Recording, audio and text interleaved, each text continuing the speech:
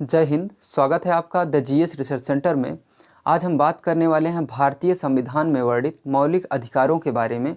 इसके पहले वाले पार्ट में हमने मौलिक अधिकारों से संबंधित कुछ तथ्यों के बारे में डिस्कस किया हुआ है, जिसके अंतर्गत हमने समानता का अधिकार और स्वतंत्रता के अधिकार तक यानी अनुच्छेद 22 तक हमने डिस्कस कर लिया हुआ है। अगर आपने इसके पहले वाला पार्ट नहीं देखा है यानी मौलिक अधिकार का पहला भाग, तो उसको पहले देख लें, उसके बाद ही इसको देखें तो ज़्यादा बेहतर समझ में आएगा। मौलिक अधिकार के पहले पार्ट में हमने देखा कि भारतीय संविधान के भाग 3 में मौलिक अधिकार का प्राविधान किया गया है और मौलिक अधिकार का जिक्र अनुच्छेद 12 से अनुच्छेद 35 तक किया गया है। कहाँ से कहाँ तक? अनुच्छेद 12 से अनुच्छेद 35 तक मौलिक अधिकार का प्राविधान किया गया है भारतीय संविधान में। और किस भाग में? भाग 3 में किया गया है। और अनुच्छेद 12 में राज्य को परिभाषित किया गया है और बताया गया है कि राज्य का संबंध कुछ संस्थाओं से है, जैसे विधायिका, केंद्रीय विधायिका और राज्य विधायिका यानी संसद और विधानमंडल, हाई कोर्ट, सुप्रीम कोर्ट, केंद्रीय कर्मचारी, अधिकारी, इन सब से तात्पर्य किसका है? राज्य का है। ये सभी क्या हैं? राज्य के भाग हैं, ये सभी राज्य हैं। ये अनुच्छेद 12 में कहा गया है। और अनुच्छेद 13 हमने देखा कि मौलिक अधिकारों से असंगत तथा उनका अल्पीकरण करने वाली विधियों के बारे में प्राविधान किया गया है अनुच्छेद 13 में। उसके बाद हमने देखा कि समानता का अधिकार और स्वतंत्रता का अधिकार यानी समानता का अधिकार अनुच्छेद 14 से 18 तक और स्वतंत्रता का अधिकार अनुच्छेद 19 से अनुच्छेद 22 तक प्राविधान किया गया है। इसके बारे में भी हमने पिछले क्लास में डिस्कस कर लिया है डिटेल में। तो आज हम देखेंगे तीसरे मौलिक अधिकार यानी शोषण के विरुद्ध अधिकार के बारे में, जिसका प्राविधान अनुच्छेद 23 से अनुच्छेद 24 तक किया गया है। आप भारतीय संविधान पढ़ेंगे तो देखेंगे भारतीय संविधान के अनुच्छेद 23 और 24 में शोषण के विरुद्ध अधिकार यानी राइट अगेंस्ट एक्सप्लॉयटेशन के बारे में बात किया गया है, यानी शोषण के विरुद्ध अधिकार के बारे में बात की गई है। अनुच्छेद 23 देखेंगे। अनुच्छेद 23 के दो पार्ट हैं, अनुच्छेद 23(1) और अनुच्छेद 23(2). तो अनुच्छेद 23(1) में कहा गया है कि मानव के दुर्व्यापार, बेगार तथा बलात्श्रम पर प्रतिबंध लगाया गया है, यानी प्रतिषेध किया गया है। किस पे? मानव के दुर्व्यापार, बेगार और बलात्श्रम पे प्रतिबंध लगाया गया है, यानी प्रतिषेध किया गया है इन कृत्यों पे। यानी अनुच्छेद 23(1) में कहा गया है कि मानव का दुर्व्यापार यानी मानव का क्रय और विक्रय नहीं किया जाएगा, मानव की खरीद बिक्री नहीं की जाएगी। और बेगार का मतलब होता है बिना लेबर चार्ज दिए किसी से काम करवाना बेगार होता है, यानी बिना मजदूरी के किसी से काम करवाना क्या होता है? बेगार होता है। तो मानव का क्रय विक्रय नहीं किया जाएगा और बेगार भी नहीं करवाया जाएगा, यानी किसी से फ्री में काम नहीं करवाया जाएगा, उसको मजदूरी दी जाएगी। और बलात्श्रम, बलात्श्रम का मतलब होता है जोर जबरदस्ती, दबाव में कोई काम करवाना, क्या होता है? बलात्श्रम।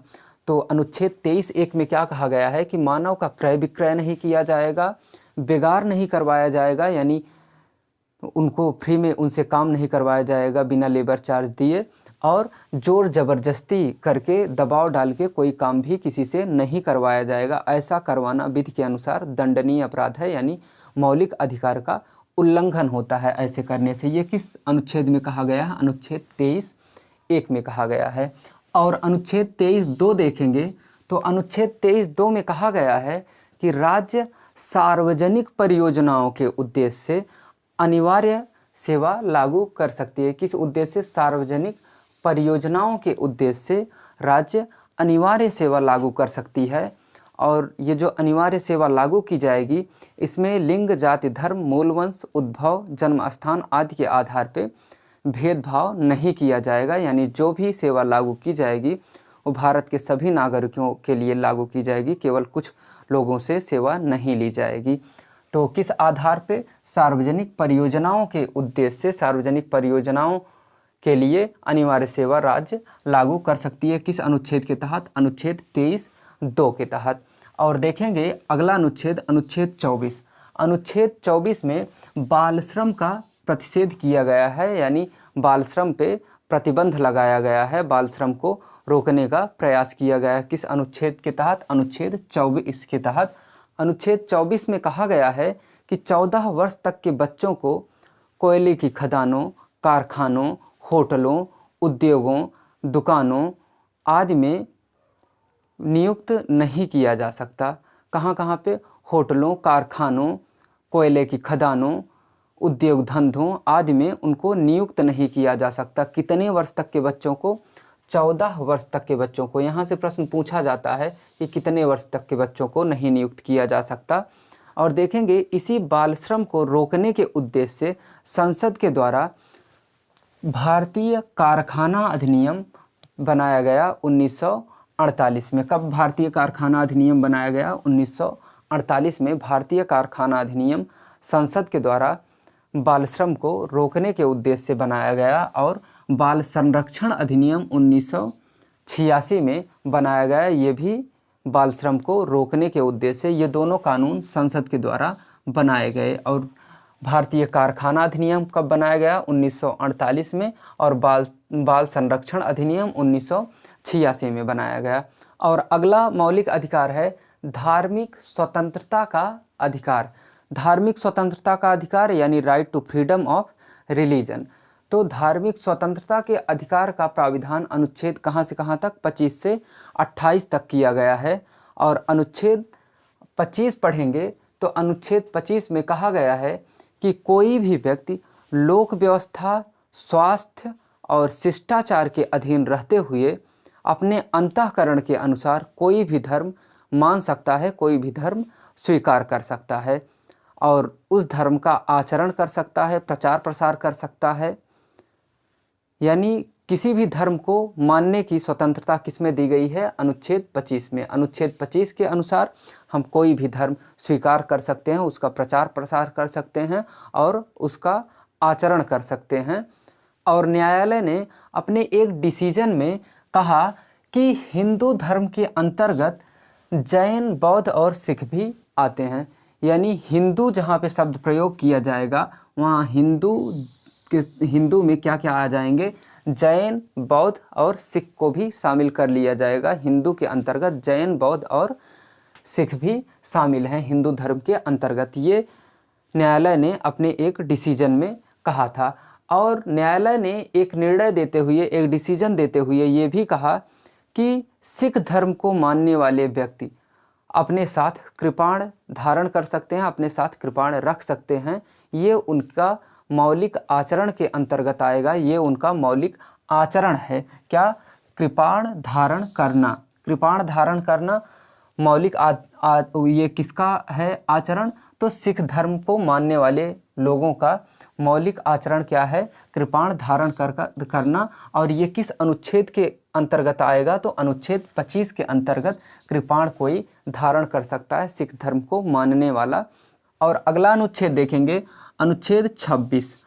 अनुच्छेद 26 में धार्मिक कार्यों के प्रबंध की स्वतंत्रता की बात की गई है। किसकी? धार्मिक कार्यों के प्रबंध की स्वतंत्रता की बात किसमें की गई है? अनुच्छेद 26 में।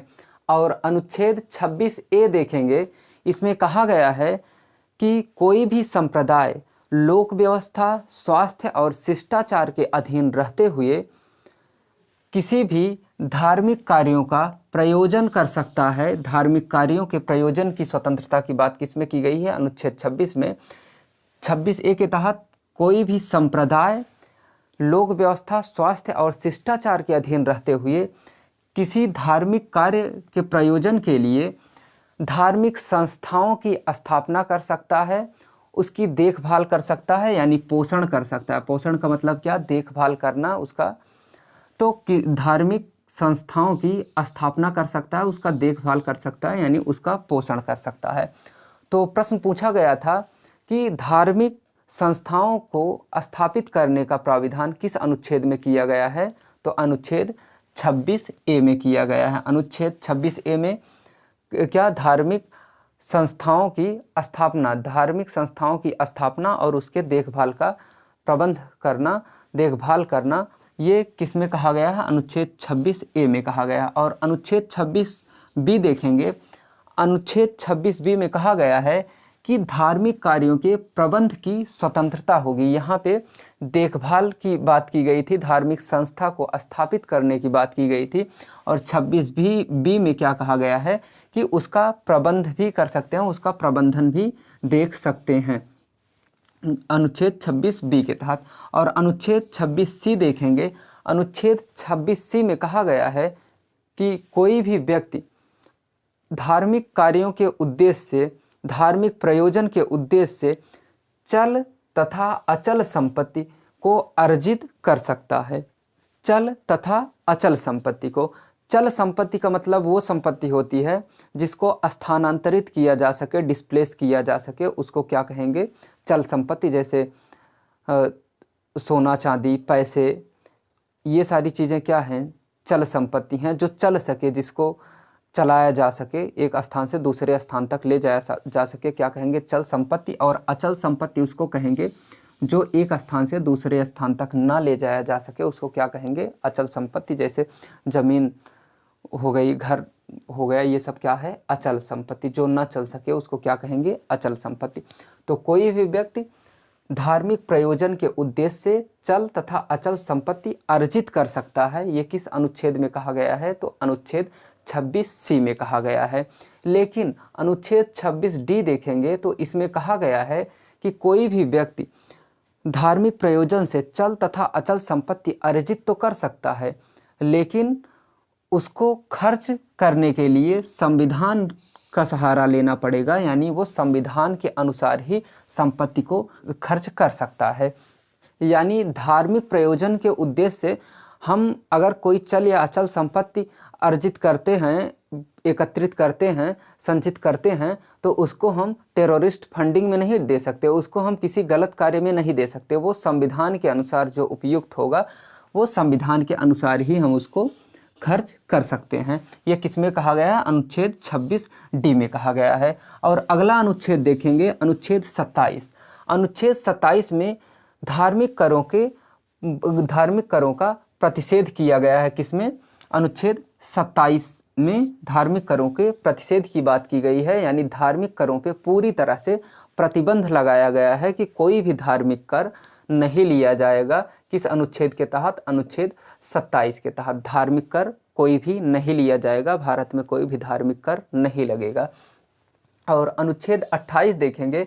अनुच्छेद 28 में कहा गया है कि राजकीय शिक्षण संस्थाओं में धार्मिक शिक्षण का प्रतिषेध, यानी राजकीय शिक्षण संस्थाओं में जो सरकारी शिक्षण संस्थान हैं उसमें धार्मिक शिक्षा नहीं दी जाएगी। ये किसमें कहा गया है, अनुच्छेद 28 पढ़ेंगे, इसमें कहा गया अनुच्छेद 28(1) के तहत क्या कहा गया है कि राज्य के द्वारा सहायता प्राप्त शिक्षण संस्थाओं में किसी भी प्रकार की धार्मिक शिक्षा नहीं दी जाएगी, यानी धार्मिक शिक्षण का प्रतिषेध किया गया है। किसमें, 28 में, यानी राज्य के द्वारा सहायता प्राप्त कोई भी शिक्षण संस्थान होगा तो उसमें धार्मिक शिक्षा नहीं दी जाएगी। ये किसमें कहा गया है, अनुच्छेद 28(1) में कहा गया है। और अनुच्छेद 28(2) देखेंगे, इसमें कहा गया है ऐसे शिक्षण संस्थान जो धार्मिक मानकों पे ही आधारित हैं, जो धार्मिक मानकों के अनुसार स्थापित किए गए हैं, उनमें धार्मिक शिक्षा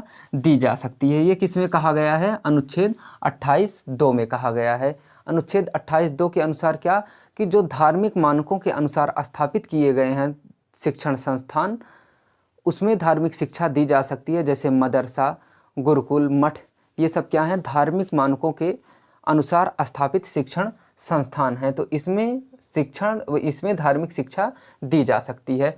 और अनुच्छेद 28(3) देखेंगे, इसमें कहा गया है कि ऐसे शिक्षण संस्थान जो धार्मिक मानकों पे आधारित हैं, जो धार्मिक मानकों के अनुसार स्थापित किए गए हैं और उनमें जो विद्यार्थी पढ़ रहे हैं उनको किसी भी धार्मिक अनुष्ठान में भाग लेने के लिए बाध्य नहीं किया जाएगा, यानी उनको जबरियां किसी भी धार्मिक अनुष्ठान में भाग लेने के लिए बाधित नहीं किया जाएगा, उनको दबाव नहीं डाला जाएगा। यानी धार्मिक मानकों के अनुसार जो शिक्षण संस्थान स्थापित किए गए हैं उसमें धार्मिक शिक्षा दी जाएगी। ये किसमें कहा गया, अनुच्छेद 28(2) में। जबकि अनुच्छेद 28(1) के तहत कि राज्य के द्वारा सहायता प्राप्त किसी भी शिक्षण संस्थाओं में धार्मिक शिक्षा नहीं दी जाएगी।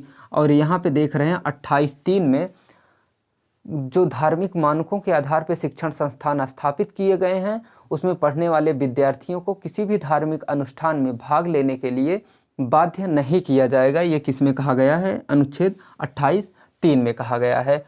अब देखते हैं हम अगला मौलिक अधिकार, संस्कृति एवं शिक्षा संबंधी अधिकार यानी कल्चरल एंड एजुकेशनल राइट के बारे में। ये संस्कृति एवं शिक्षा संबंधी अधिकार का प्राविधान अनुच्छेद 29-30 में किया गया है। यानी अनुच्छेद 29 और 30 में संस्कृति एवं शिक्षा संबंधी प्राविधान किए गए हैं। और देखेंगे अनुच्छेद 29(1) देखेंगे। अनुच्छेद 29(1) में कहा गया है कि अल्पसंख्यकों के हितों का संरक्षण किया जाएगा। यानी अल्पसंख्यकों के हितों का संरक्षण ये किस अनुच्छेद से संबंधित है? अनुच्छेद 29(a) से। इस अनुच्छेद 29(a) में कहा गया है अल्पसंख्यकों के हितों के संरक्षण के अंतर्गत कि भारत के राज्य क्षेत्र में रहने वाले कोई भी अल्पसंख्यक हों, वो अपनी संस्कृति, धर्म, भाषा और लिपि को संरक्षित कर सकते हैं। ये उनका मौलिक अधिकार है। किसके लिए? अल्पसंख्यकों के लिए। अल्पसंख्यक अपने धर्म, भाषा, लिपि आदि को, संस्कृति आदि को संरक्षित कर सकते हैं। ये उनका मौलिक अधिकार है। ये किस में कहा गया है? अनुच्छेद 29(1) में कहा गया है। और अनुच्छेद 29(2) देखेंगे। अनुच्छेद 29(2) में कहा गया है कि राज्य द्वारा सहायता प्राप्त किसी भी शिक्षण संस्थान में भारत का कोई भी नागरिक, भारतीय क्षेत्र में रहने वाला कोई भी व्यक्ति प्रवेश कर सकता है, प्रवेश पा सकता है। किसमें? राज्य द्वारा सहायता प्राप्त किसी भी शिक्षण संस्थान में भारत का कोई भी नागरिक प्रवेश पा सकता है, प्रवेश कर सकता है। किस अनुच्छेद में कहा गया है? अनुच्छेद 29(2) में कहा गया है। और अनुच्छेद 30 देखेंगे। अनुच्छेद 30 को दो भागों में बांटा गया, अनुच्छेद 30(1) और अनुच्छेद 30(2). तो अनुच्छेद 30(1) देखेंगे। इसमें कहा गया है कि अल्पसंख्यक वर्ग अपने मनपसंद का शिक्षण संस्थान तथा विश्वविद्यालय खोल सकते हैं और उसका प्रशासन, नियंत्रण और निर्देशन भी कर सकते हैं। कौन? अल्पसंख्यक वर्ग अपने मनपसंद का विश्वविद्यालय या शिक्षण संस्थान खोल सकते हैं और उसका निर्देशन, नियंत्रण और प्रशासन देख सकते हैं। ये अनुच्छेद 30(1) में कहा गया है। और अनुच्छेद 30(2) में कहा गया है कि अल्पसंख्यकों के द्वारा जो शिक्षण संस्थान या विश्वविद्यालय स्थापित किए जाएंगे उसमें राज्य द्वारा अनुदान दिया जाएगा और अनुदान देने में कोई भी भेदभाव नहीं किया जाएगा। राज्य के द्वारा अल्पसंख्यकों के द्वारा स्थापित किए गए विश्वविद्यालयों या शिक्षण संस्थानों में उदारतापूर्वक दान दिया जाएगा और उसमें कोई भेदभाव नहीं किया जाएगा। ये किस में कहा गया है? अनुच्छेद 30(2) में कहा गया है।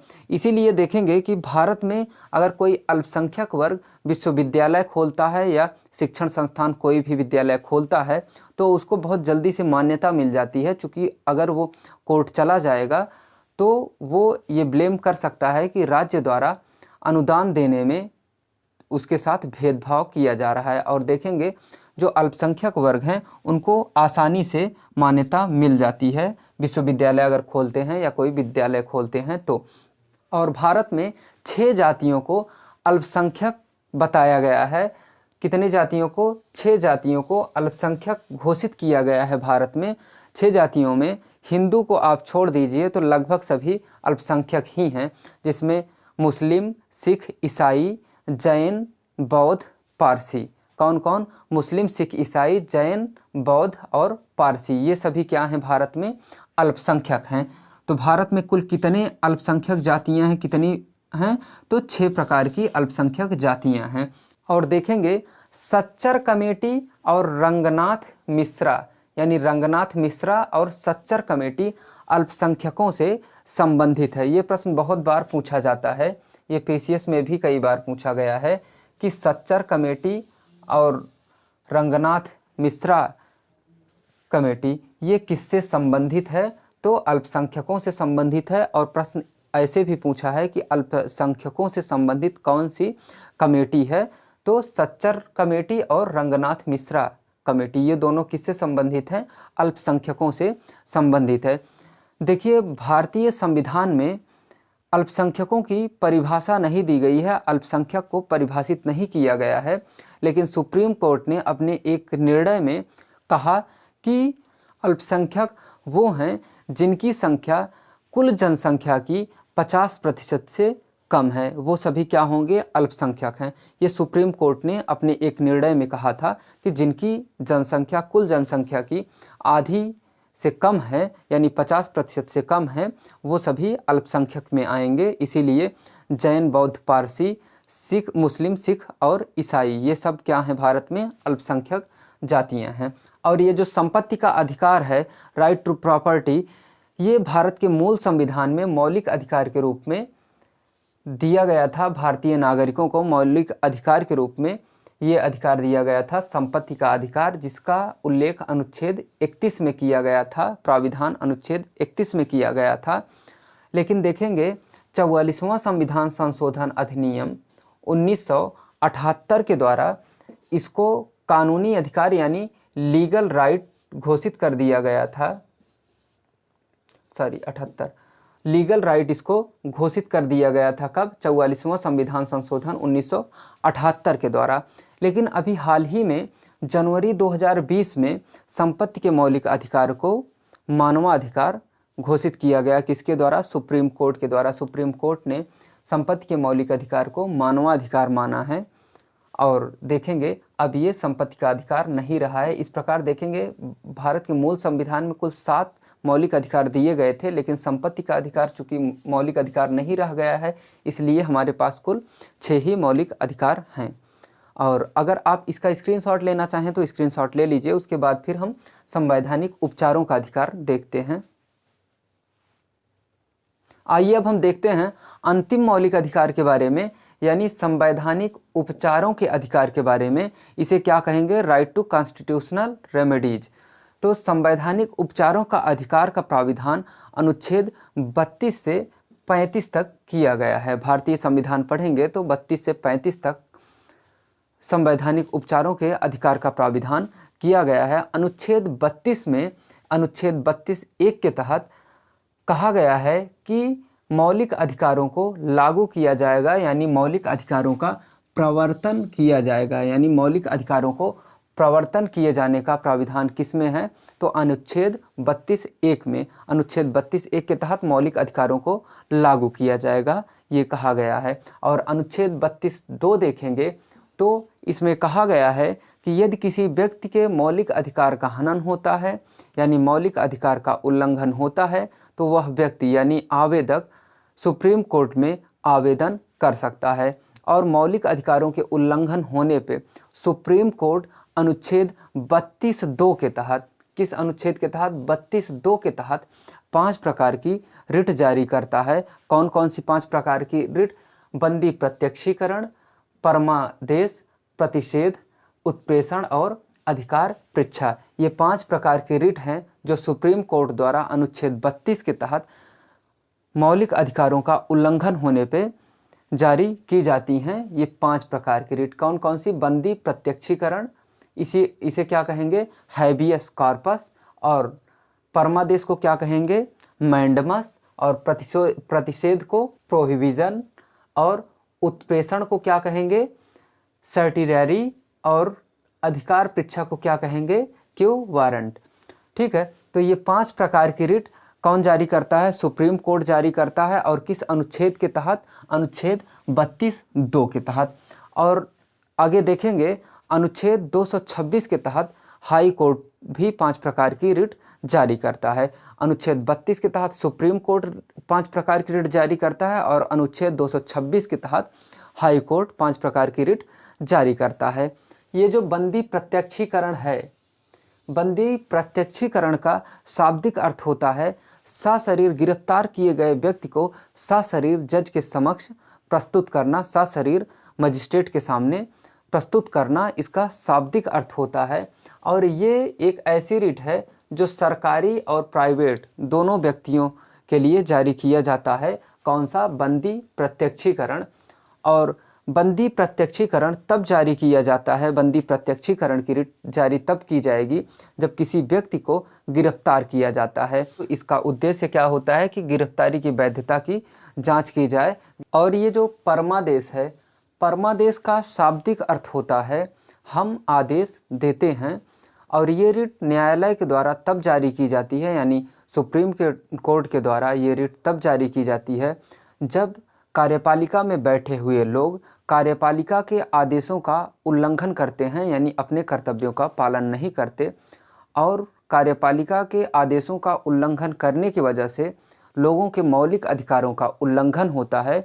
तो सुप्रीम कोर्ट अनुच्छेद 32 के तहत परमादेश वाली रिट जारी करता है, यानी मैंडमस जारी करता है। और इस रिट का उद्देश्य होता है अधिकारी या कर्मचारी को अपने कर्तव्यों का पालन करवाया जाए। अधिकारी या कर्मचारियों को उनके कर्तव्यों का पालन कराने के लिए कौन सी रिट जारी की जाती है? तो परमादेश की रिट जारी की जाती है। परमादेश वाली रिट यानी मैंडमस जारी किया जाता है।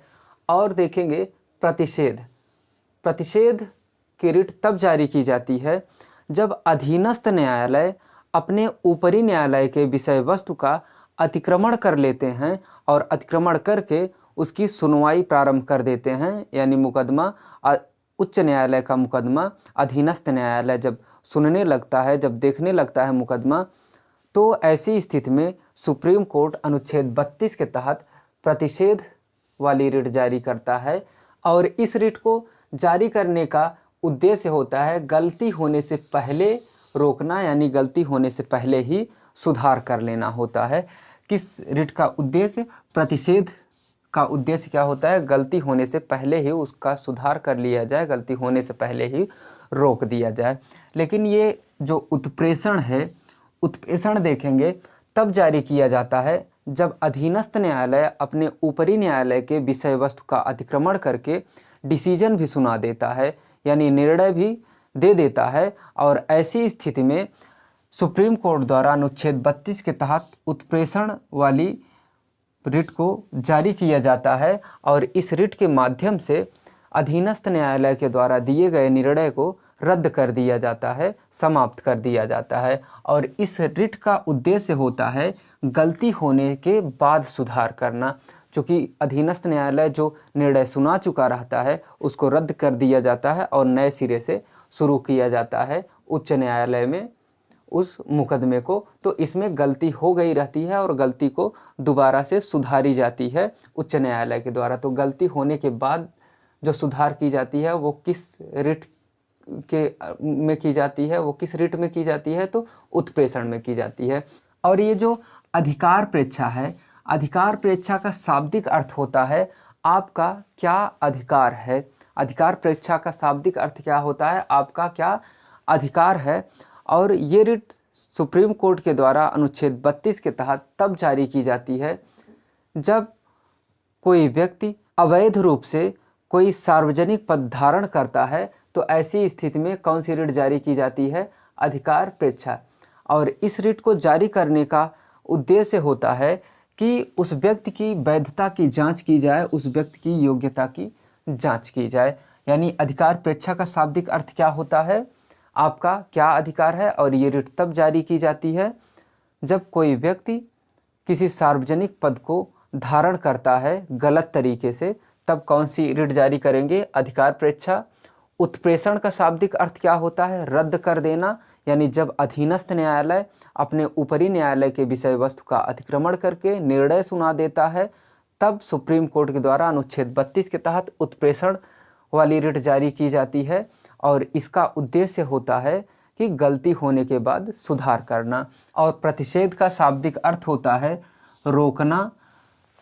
तो ये रिट कब जारी की जाती है? जब अधीनस्थ न्यायालय अपने ऊपरी न्यायालय के विषय वस्तु का अतिक्रमण करके सुनवाई करना प्रारंभ कर देता है। तो ऐसी स्थिति में अनुच्छेद 32 के तहत सुप्रीम कोर्ट द्वारा प्रतिषेध वाली रिट जारी की जाती है। इसका उद्देश्य होता है गलती होने से पहले उसको रोकना। और परमादेश कब जारी किया जाता है? जब कार्यपालिका में बैठे हुए लोग कार्यपालिका के आदेशों का पालन नहीं करते, यानी अपने कर्तव्यों का पालन नहीं करते यानी कार्यपालिका के आदेशों का उल्लंघन करते हैं और लोगों के मौलिक अधिकारों का उल्लंघन होता है, तो ऐसी स्थिति में कौन सी रिट जारी की जाती है? परमादेश की रिट जारी की जाती है। और इस रिट का उद्देश्य क्या होता है? अधिकारी या कर्मचारी को अपने कर्तव्यों का पालन करवाया जाए, परमादेश का उद्देश्य होता है। और ये जो बंदी प्रत्यक्षीकरण है, ये बंदी प्रत्यक्षीकरण सरकारी और प्राइवेट दोनों तरह के लोगों के लिए जारी की जाती है। और बंदी प्रत्यक्षीकरण का शाब्दिक अर्थ होता है कि सशरीर गिरफ्तार किए गए व्यक्ति को सशरीर जज के सामने यानी मजिस्ट्रेट के सामने पेश करना होता है और इसमें गिरफ्तारी की वैधता की जांच की जाती है, इसका यही उद्देश्य होता है। और लेकिन देखेंगे राष्ट्रपति और राज्यपाल के खिलाफ, राष्ट्रपति और राज्यपाल के विरुद्ध कोई भी रिट जारी नहीं की जाती। और देखेंगे अनुच्छेद 32(3), अनुच्छेद 32(3) में कहा गया है कि संसद विधि बना के अधीनस्थ न्यायालयों को रिट जारी करने का आदेश दे सकती है, रिट जारी करने का प्राविधान कर सकती है। किस अनुच्छेद के तहत? अनुच्छेद 32(3) के तहत अधीनस्थ न्यायालयों को रिट जारी करने का आदेश कौन दे सकता है? संसद दे सकती है विधि बना के। और देखेंगे अनुच्छेद 226 के तहत हाई कोर्ट को 5 प्रकार की रिट जारी करने का अधिकार है। तो रिट कौन कौन जारी करता है? सुप्रीम कोर्ट भी करते हैं। सुप्रीम कोर्ट अनुच्छेद 32(2) के तहत 5 प्रकार की रिट जारी करता है और हाई कोर्ट अनुच्छेद 226 के तहत 5 प्रकार की रिट जारी करता है। अनुच्छेद 33 देखेंगे। अनुच्छेद 33 में कहा गया है कि सशस्त्र बल के सदस्यों, सूचना संगठन और सूचना प्रणाली आदि से जुड़े हुए सदस्यों के मौलिक अधिकारों का निलंबन संसद के द्वारा विधि बना के किया जा सकता है। यानी संसद विधि यानी नियम या कानून बना के सशस्त्र बलों के सदस्यों, सूचना संगठन से जुड़े हुए सदस्यों, सूचना प्रणाली से जुड़े हुए सदस्यों आदि के मौलिक अधिकारों का निलंबन कर सकती है, यानी मौलिक अधिकारों को रोक सकती है। संसद विधि बना के, नियम बना के रोक सकती है। और देखेंगे अनुच्छेद 34 में कहा गया है कि जहाँ पे सेना कानून लागू हो वहाँ के लोगों के यदि मौलिक अधिकार का उल्लंघन होता है तो उल्लंघन नहीं माना जाएगा। कहाँ पे? जहाँ पे सेना कानून लागू हो, जहाँ पे आर्मी हो वहाँ पे। और अनुच्छेद 35 में कहा गया है कि मौलिक अधिकारों को और अधिक सशक्त बनाया जाएगा, यानी मौलिक अधिकारों को सशक्त बनाने वाली विधियां किसमें जिक्र किया गया है? उन विधियों का जो मौलिक अधिकारों को सशक्त बनाती हैं, तो अनुच्छेद 35 में। ये जो अनुच्छेद 33 है जिसमें कहा गया है सशस्त्र बलों के सदस्यों, सूचना संगठन और सूचना प्रणाली आदि से जुड़े हुए सदस्यों के मौलिक अधिकारों का निलंबन संसद विधि बना के कर सकती है। इसका मतलब हुआ कि जैसे CBI, IB, रा, आर्मी, इन सब के बारे में बात की गई है। यानी सशस्त्र बलों और सूचना संगठन, सूचना प्रणाली का मतलब क्या हुआ? CBI, IB, रा, आर्मी, ये सब इसमें आ जाएंगे अनुच्छेद 33 के तहत। ठीक है। और देखेंगे अनुच्छेद 32 को सुप्रीम कोर्ट ने अपने एक डिसीजन में कहा कि अनुच्छेद 32 भारतीय संविधान का मूल ढांचा है, यानी बेसिक स्ट्रक्चर है। सुप्रीम कोर्ट ने किसे? अनुच्छेद 32 को मूल ढांचा घोषित किया है। और अनुच्छेद 20 और अनुच्छेद 21 ये बहुत ही ज़्यादा महत्वपूर्ण है। ये बहुत बार पूछा गया है कि अनुच्छेद 20 और 21 तो कौन से 2 अनुच्छेद हैं जो किसी भी दशा में निलंबित नहीं किए जा सकते, यानी अनिलंबनीय हैं। तो अनुच्छेद 20 और 21 अनिलंबनीय हैं। अनुच्छेद 20 और 21 को किसी भी दशा में निलंबित नहीं किया जा सकता, यानी रोका नहीं जा सकता अनुच्छेद 20 और 21 को। और देखेंगे कि राष्ट्रपति को अनुच्छेद 359 के तहत अनुच्छेद 20 और 21 को छोड़ के बाकी सभी मौलिक अधिकारों को निलंबित करने का अधिकार है। यानी भारत का राष्ट्रपति अनुच्छेद 359 के तहत मौलिक अधिकारों का निलंबन कर सकती है, लेकिन 2 मौलिक अधिकार अनुच्छेद 20 और अनुच्छेद 21 को छोड़ के। और जहाँ पे जब राष्ट्रीय आपात देश में लागू हो तो ऐसी स्थिति में मौलिक अधिकार स्वतः ही निलंबित हो जाते हैं, लेकिन अनुच्छेद 20 और 21 निलंबित नहीं होते। और देखेंगे विदेशियों को प्राप्त होने वाले मौलिक अधिकारों की अगर हम बात करें तो भारत में विदेशियों को प्राप्त होने वाले मौलिक अधिकार में अनुच्छेद 14, अनुच्छेद 18(3), अनुच्छेद 20, 21 और 23, 24, 25, 26, 27 और 28 ये सारे मौलिक अधिकार किसको प्राप्त हैं? विदेशियों को भी प्राप्त हैं। इसमें देखेंगे ये जो 20 और 21 है ये तो अनिलंबनीय हैं ही, ये सभी को प्राप्त हैं। भारतीयों को तो सारे मौलिक अधिकार प्राप्त ही हैं, लेकिन 14, 18(3), 20, 21, 23, 24, 25, 26, 27, 28 ये सारे मौलिक अधिकार विदेशियों को भी प्राप्त हैं। और देखेंगे कि राष्ट्रपति और राज्यपाल के विरुद्ध कोई भी रिट यानी कोई भी याचिका दायर नहीं की जा सकती, कोई भी रिट जारी नहीं किया जा सकता किसके? राष्ट्रपति और राज्यपाल के विरुद्ध। तो यहाँ से भी प्रश्न पूछे जाते हैं काफ़ी ज़्यादा। तो इन रिटों के बारे में आप फिर से देख लेंगे अच्छे से, क्योंकि इस रिट से प्रश्न बहुत ज़्यादा पूछे जाते हैं। तो आई होप कि सारी चीज़ें आपको अच्छे से समझ में आई होंगी। अगर वीडियो आपको अच्छा लगे तो लाइक और सब्सक्राइब ज़रूर करें। Thank you.